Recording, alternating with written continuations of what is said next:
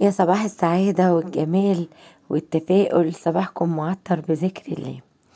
معاكم أمنية فهدى من قناة بيتك منور مع سما. النهاردة عاملة لكم أكلة حلوة قوي وبسيطة وكلها في حلة واحدة.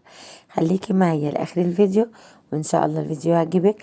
بس ما تنسينيش باللايك والاشتراك للي أول مرة بتشوف قناتي. فعلي الجرس عشان يوصلك كل جديد من القناة. أكلتنا النهاردة أكلة مطاعم. يلا يا حلوة بقى ايه، تعالي نشوف الطريقة مع بعض. ولادك وجوزك هتعجبهم الأكلة جدا جدا. أنا كنت عاملاها معاكم في زمان أول ما فتحت القناة بتاعتي، بس كنت عاملاها بالرز البلدي المصري بتاعنا. النهاردة بقى قلت أعمل لهم فعلا شغل مطاعم وأعمله بالرز البسمتي.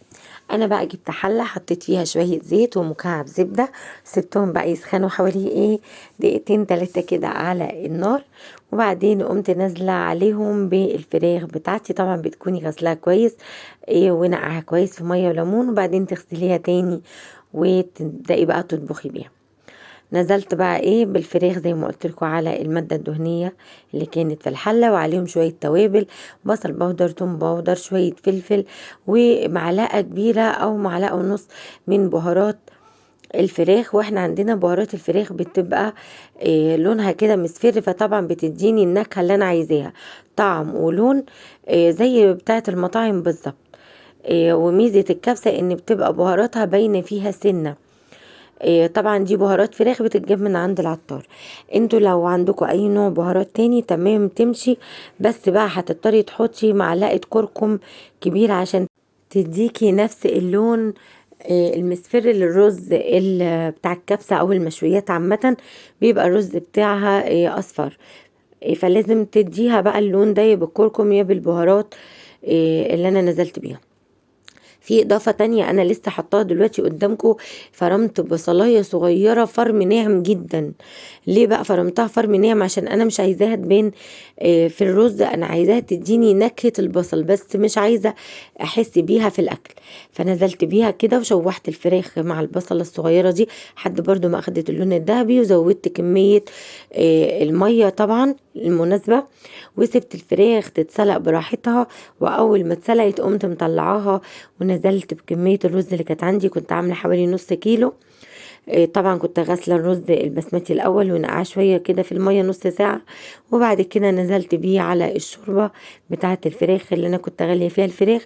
وزودت طبعا مية كمان لأن الرز البسمتي بيحب المية زيادة. وطبعا ظبطت الملح بتاعي، وهسيب بقى الرز يستوي براحته خالص. نفس التسوية بتاعة الرز بتاعنا هو نفس تسوية الرز البسمتي، بس بتسيبيه شوية يعني عشان بيحتاج تسوية اكتر.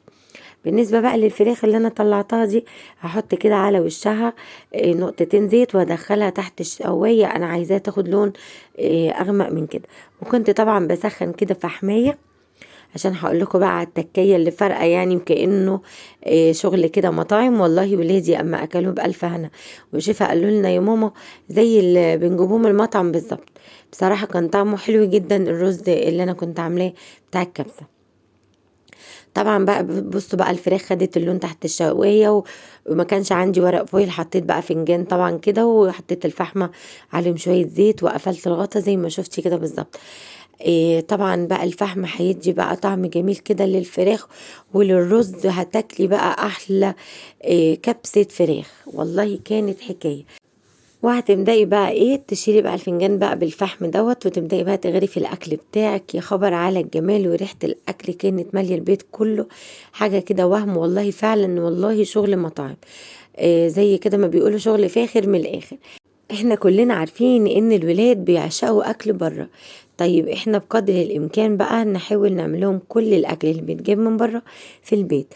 طبعا توفير لينا في المقام الاول، وتاني حاجة ودي اهم والله من اول حاجة، علشان صحتهم. اي اكل من بره حتى لو كان نضيف، حتى لو كنت عارفة المكان والمصدر اللي انت بتجيبي منه الاكل، مش بيبقى زي شغلك انت لبيتك ولولادك ونظافتك في اكلهم. الرز بقى بتاع الكبسة ده يا حبايبي هو رز اللي بتعمليه مع الكوكي بروست او الكنتاكي، وكمان هو الرز بتاع المشويات نفس الطريقة، ما اختلفش كتير. بس الفرق ان هنا ان انا مثلا نزلت مثلا الرز في شوربة الفراخ اللي انا كنت مشوحاها بالتوابل.